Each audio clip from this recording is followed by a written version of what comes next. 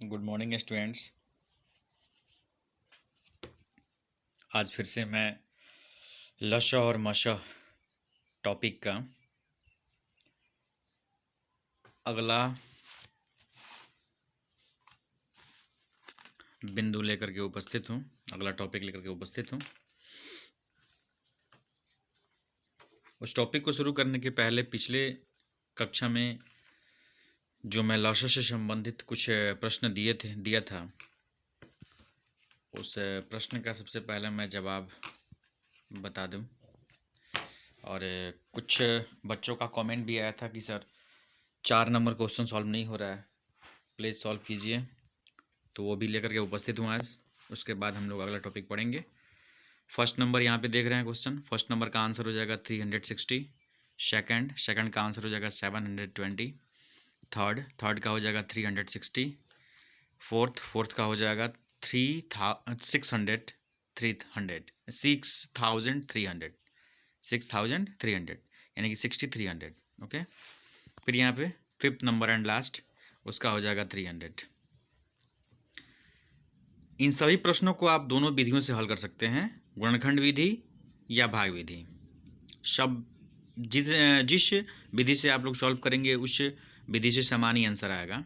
लेकिन प्रश्न में जो दिया रहता है, जिस विधि से सॉल्व करना रहता है, करने के लिए बोला रहता है, उसी विधि से हम लोग को सॉल्व करना होता है। और 4 नंबर यहाँ पे क्वेश्चन है। 4 नंबर का सॉल्यूशन यहाँ पे है भाग विधि से। भाग विधि से यहाँ पे देख रहे हैं गुणनखंड भाग विधि तोड़ करके फिर भी इतना ही आया, और गुणनखंड विधि करने पर भी इतना ही आया। ठीक है, यहाँ पे ध्यान से समझ लीजिएगा। गुणनखंड विधि समझने में थोड़ा सा परेशानी आप लोगों को होती होगी, इसलिए कि गुणनखंड विधि में क्या करना होता है लशा निकालने के लिए। सबसे अधिक पावर वाला, सबसे अधिक घात वाला संख्या हम लोग देखते हैं, अंक देखते हैं। यहाँ पे इसमें 3 का सबसे अधिक घात है, इसमें 2 का सबसे अधिक घात है, और इसमें 5 का सबसे अधिक घात है। ठीक है, तो सभी प्रश्नों को यहाँ पे 7 है ही नहीं, तो लास्ट में 7 से मल्टीप्लाई हम लोग कर देंगे, यानी कि 2 का स्क्वायर मल्टीप्लाई 3 का स्क्वायर मल्टीप्लाई 5 का स्क्वायर मल्टीप्लाई 7। इसको सॉल्व करेंगे, सॉल्व करने के बाद हमारा यहाँ पे क्या हो जाएगा, आंसर हो जाएगा। राइट, फिर हम लोग टॉपिक को आगे बढ़ाते हुए अब हम लोग सीखेंगे अगला टॉपिक, अगला पॉइंट, मशा ज्ञात करने की विधियाँ। मशा भी हम लोग दो ही विधि से ज्ञात करते हैं, एक होता है गुणनखंड विधि, एक होता है भाग विधि। तो सबसे पहले गुणनखंड विधि से हम लोग सीखेंगे। जैसे प्रश्न यहाँ पे लिखा गया है 36, 12 और 72 का मशा गुणनखंड विधि द्वारा ज्ञात करें। तो सबसे पहले सभी अंकों का, सभी संख्याओं का गुणनखंड हम लोग तोड़ेंगे।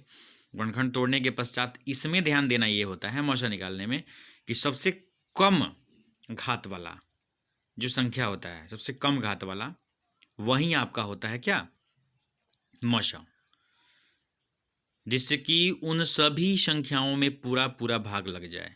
जैसे यहाँ पे गुणनखंड तोड़ करके अभिष्ट मशा यहाँ पे किया गया है 2 का स्क्वायर मल्टीप्लाई 3 का पावर 1, यानी कि सबसे कम घात इसी का है।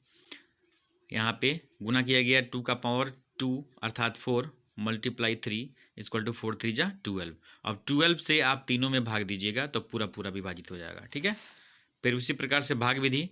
तो भाग विधि आसान है, थोड़ा सा ध्यान देना होगा आप लोगों को भाग विधि में कि 12, 18 एवं 24 का मशा भाग विधि द्वारा ज्ञात करें। यह प्रश्न हो गया आपका 12 से। अब इसमें क्या होता है कि इसमें 3 संख्याएं दी हुई रहती हैं, 4 संख्याएं या 2 संख्याएं।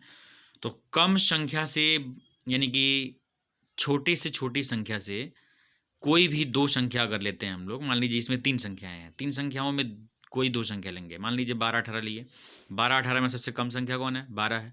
12 से भाग देंगे 18 में, फिर इसका जो आएगा आपका भाजक, यानी कि जिससे पूरा पूरा ये विभाजित हो जाता है जिस अंक से, फिर उस अंक से हम लोग इसको कटाएंगे, वहीं आपका मौसा हो जाएगा। जैसे यहाँ पे लिखा गया है 12 से 18 में भाग दिया गया है एक मर्त में, यानी कि 6 से इसफल आया। अब फिर 6 जो है ये भाजक के रूप में हो जाएगा, और ये 12 हो जाएगा, ये भाज्य के रूप में हो जाएगा। ठीक है, यहाँ पे फिर 6 के पहाड़े में क्या है, 12 है, तो 6 दूना 12 कट गया, फिर 6 से 24 कट ही जाएगा, अर्थात मौसा बराबर 6। थोड़ा सा इसमें हम लोग जान लेंगे इसके बारे में। इसको हम लोग कहते हैं क्या, भाजक, इसको कहते हैं भाज्य, इसको कहते हैं भागफल, और नीचे जो बचता है उसको हम लोग बोलते हैं शेषफल।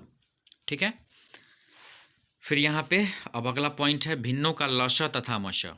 और भिन्न का लशा सीखेंगे तब मशा सीखेंगे। यहाँ पे fraction of LCM and HCF. सूत्र यहाँ पे दिया गया, लिखा गया है, 2 सूत्रों से ही यह लॉसा और मॉसा ज्ञात होगा। इन दोनों सूत्रों को यदि आप लोग कंप्लीट कर लेते हो, याद कर लेते हो, तो ऑटोमेटिक सारे के सारे प्रश्न इससे संबंधित सॉल्व हो जाएंगे आप लोगों से।